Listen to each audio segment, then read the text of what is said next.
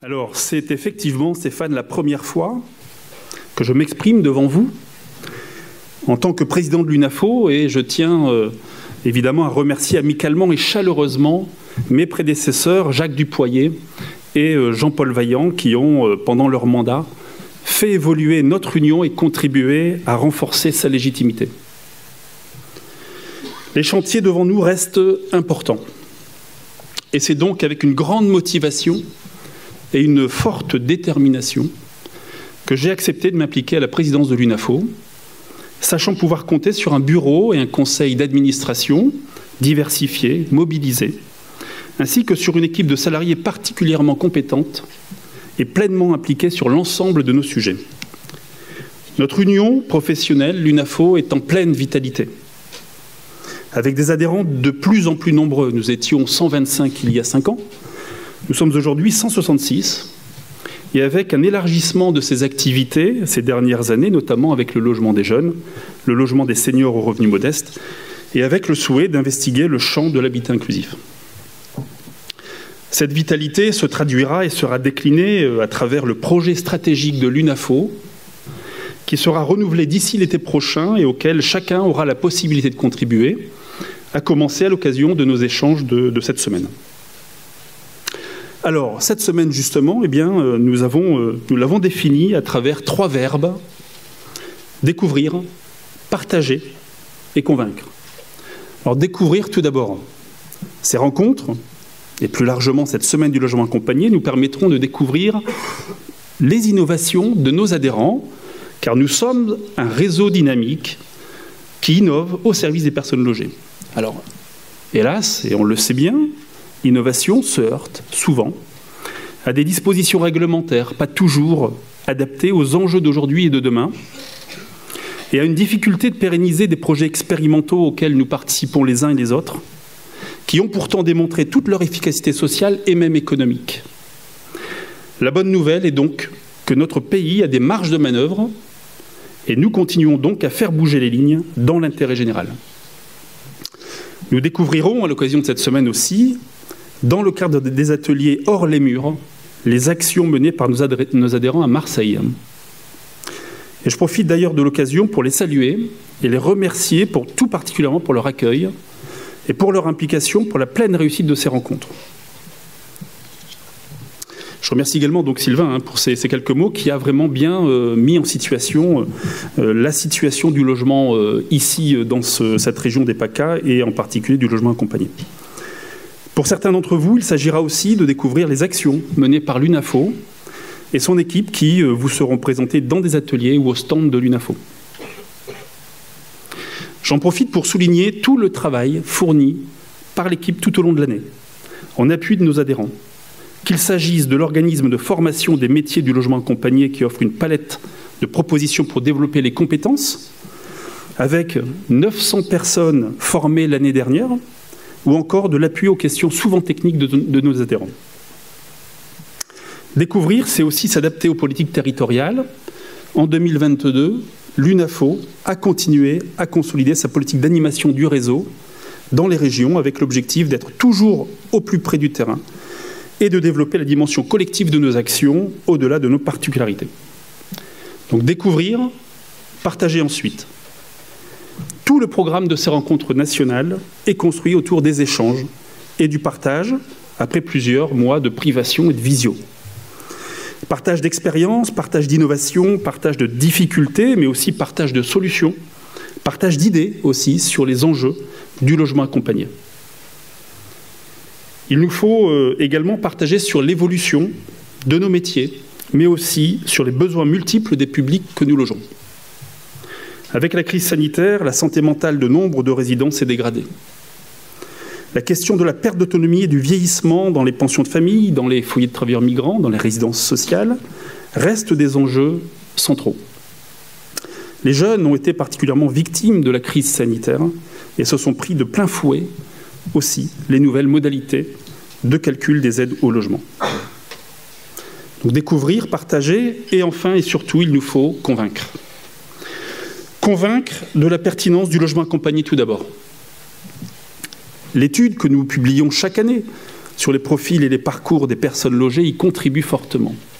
Citons simplement 3 chiffres. 40% des personnes ayant emménagé en 2021 en résidence sociale viennent de la rue ou de centres d'hébergement.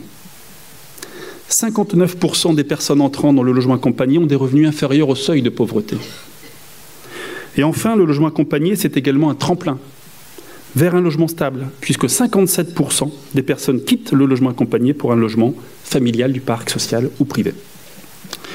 Nous démontrons ainsi la place des résidences sociales dans la politique du logement d'abord, par le rôle que nous jouons pour permettre l'accès à un logement aux jeunes, aux apprentis, aux travailleurs de première ligne, aux salariés en mobilité, également aux familles monoparentales, aux femmes victimes de violences, aux migrants, aux bénéficiaires de minima sociaux.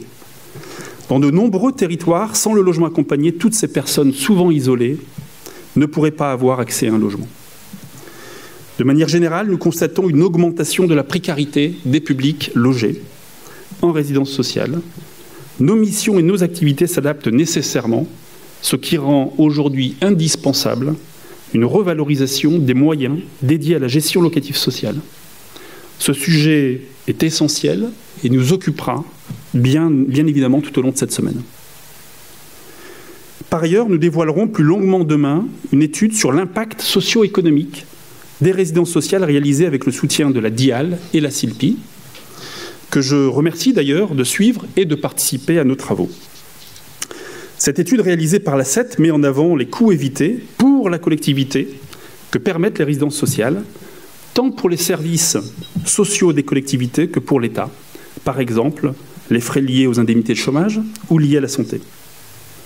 Plus généralement, les résidences sociales permettent de pallier au non-recours, aux droits, et contribuent à améliorer les conditions de vie des personnes logées.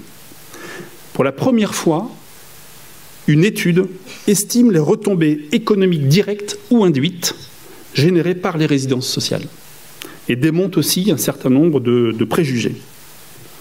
Ainsi, et je ne citerai que ce chiffre pour ne pas trop effleurer la suite de l'étude qui sera présentée dans nos ateliers, mais ainsi, chaque euro investi dans l'exploitation d'une résidence sociale génère 4,50 € de retombées économiques sur le territoire.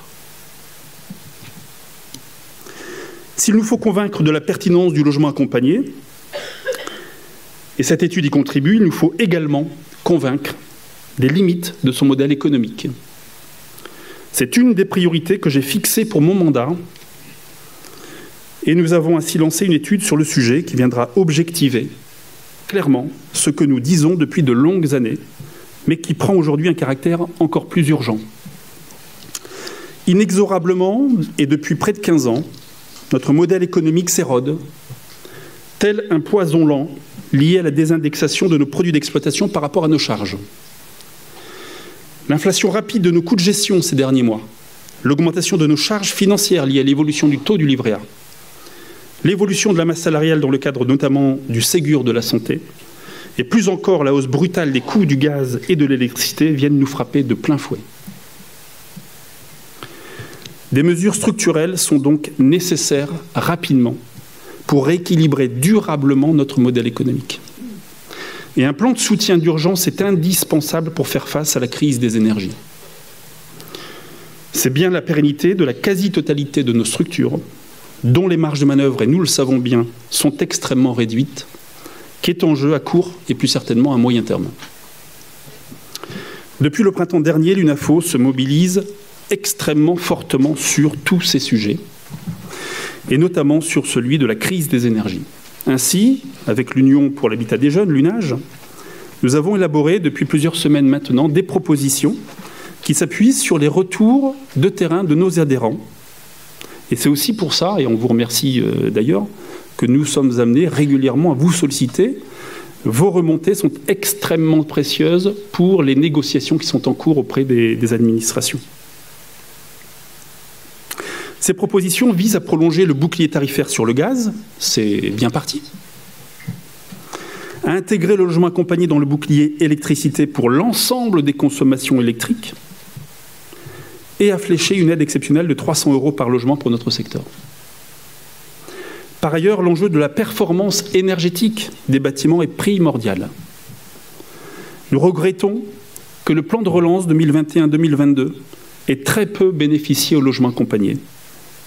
Et nous militons pour que des financements pour notre secteur soient fléchés et pour que la restructuration lourde des bâtiments aujourd'hui obsolètes puisse bénéficier d'une seconde vie et d'un refinancement à neuf. À ce jour, si l'écoute est active et réelle, si la spécificité du logement accompagné semble avoir été comprise, il faut malheureusement constater que nous n'avons pas encore des réponses fermes et suffisantes pour lever nos inquiétudes. Les échanges sont donc particulièrement soutenus en ce moment sur tous ces sujets avec les différents ministères et administrations centrales. Et nous n'en doutons pas, nous comptons bien, en tout cas, aboutir favorablement. Alors nous regrettons que dans ce contexte préoccupant pour le logement accompagné, que le ministre n'ait pas pu se libérer pour venir en débattre avec nous, même si nous avons des contacts réguliers et constructifs avec son cabinet. Le ministre nous a toutefois accordé un entretien dans le dernier numéro du magazine de l'UNAFO, et vous en avez certainement pris connaissance, qui est paru juste avant cette semaine du logement accompagné. Dans cet entretien, Olivier Klein affirme que le nouveau volet du plan Logement d'abord, qui devrait être annoncé et officialisé en début d'année prochaine, je cite, « devra poursuivre le développement d'une offre sociale adaptée, incorporant tous les types de logements qui contribuent à des parcours résidentiels positifs et les résidences sociales, comme des logements adaptés pour les jeunes doivent en faire partie. » Répondant à une question de l'UNAFO sur la mise en œuvre de la feuille de route pour le développement des résidences sociales annoncée en mai 2021, le ministre s'est montré volontariste, estimant qu'il était temps de, je cite, « traduire le diagnostic en résultats concrets ». Notre pays a besoin d'un nombre plus important de logements sociaux et ce besoin inclut les résidences sociales, a-t-il souligné. Interrogé sur le logement des jeunes, Olivier Klein affirme que, je cite, « le gouvernement sera au rendez-vous » et indique vouloir construire une nouvelle stratégie pour le logement des jeunes qui devra faciliter leur accès au logement, maintenir l'accompagnement lorsqu'il est nécessaire, tout en s'adaptant aux différents besoins des jeunes tout au long de leur parcours. Il continue en indiquant que le mal-logement, ça ne peut pas être le premier message que le monde des adultes adresse à notre jeunesse. Cela réclame un engagement fort.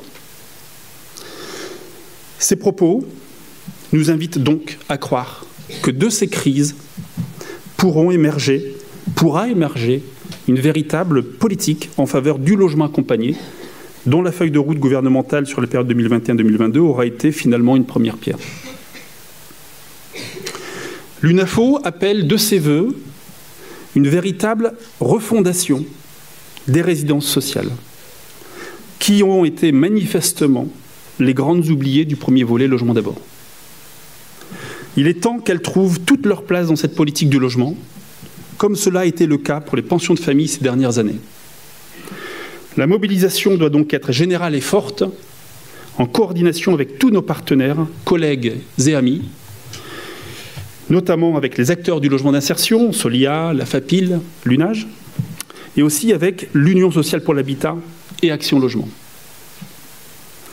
Le gouvernement doit afficher clairement son ambition, sans occulter tous les corollaires liés aux modalités de calcul de la redevance, à l'évolution du public logé, à l'évolution également de nos missions et activités de gestion locative sociale, au sous-financement de ces missions et activités, mais aussi aux modalités de partenariat avec les SIAO notamment. Tous les chantiers actuellement lancés doivent servir cette ambition et se coordonner pour ensuite envisager sereinement et sérieusement un plan de développement des résidences sociales. Ce principe d'une refondation des résidences sociales est aujourd'hui un point de convergence avec la délégation interministérielle à l'hébergement et à l'accès au logement, avec qui nous avons pu en échanger la semaine dernière. Je profite d'ailleurs de l'occasion pour souligner la qualité, la transparence et la confiance dans nos relations avec la DIAL, avec Sylvain Mathieu et avec toute son équipe. Dans cette nouvelle dynamique, le projet d'actualisation de la circulaire de 2006 sur les résidences sociales, sur lequel, comme vous le savez, nous portions un regard assez critique, est de ce fait reporté. D'abord, affirmons l'ambition politique, puis définissons ces déclinaisons techniques. Le fond fera la forme, et si vous m'excusez l'expression, remettons les bœufs devant la charrue. Mais tant la définition de l'ambition que sa mise en application ne doivent pas traîner. Nous aurons l'occasion de le rappeler lors de nos échanges vendredi prochain en clôture de cette semaine avec Sylvain Mathieu, DIAL, avec Emmanuel Cos, présidente de l'Union sociale pour l'habitat, et avec Nadia Bouillet, directrice générale d'Action Logement Groupe. Alors si la situation est grave et préoccupante, je veux rester optimiste. Optimiste, tout d'abord, sur notre capacité à montrer, pendant cette semaine, la richesse de nos actions, la pertinence des innovations sur le terrain et la force de notre union. Optimiste aussi sur la capacité de nos interlocuteurs à donner toute sa place au logement accompagné et à en tirer toutes les conséquences, notamment économiques. Des intentions ministérielles ont été exprimées. Maintenant, tous les acteurs du logement social et du logement accompagné attendent la déclinaison d'une politique volontariste en faveur du logement à utilité sociale, avec une traduction réglementaire dans les toutes prochaines semaines et dans les tout prochains mois, et avec une traduction aussi concrète dans la prochaine loi de finances. Par votre participation nombreuse, par la mobilisation des adhérents de la région, des intervenants à nos travaux, des animateurs, des exposants, de l'équipe, bien sûr, de l'UNAFO, qui n'a pas ménagé ses efforts, cette semaine pour le logement accompagné sera, à ne pas en douter, une belle réussite et donc un grand merci à vous tous. Je vous souhaite maintenant d'excellents travaux, en espérant que le programme que nous avons prévu sera à la hauteur de vos attentes. Tous nos échanges nous permettront, j'en suis persuadé, de repartir dans nos territoires, gonflés à bloc, avec des inspirations et des perspectives nouvelles, pour poursuivre et développer nos missions tellement utiles et qui font du logement accompagné un véritable outil de cohésion nationale et de progrès social, apportant la mixité sociale dans nos villes et contribuant à la vie économique de nos territoires. Voilà, merci et excellente rencontre.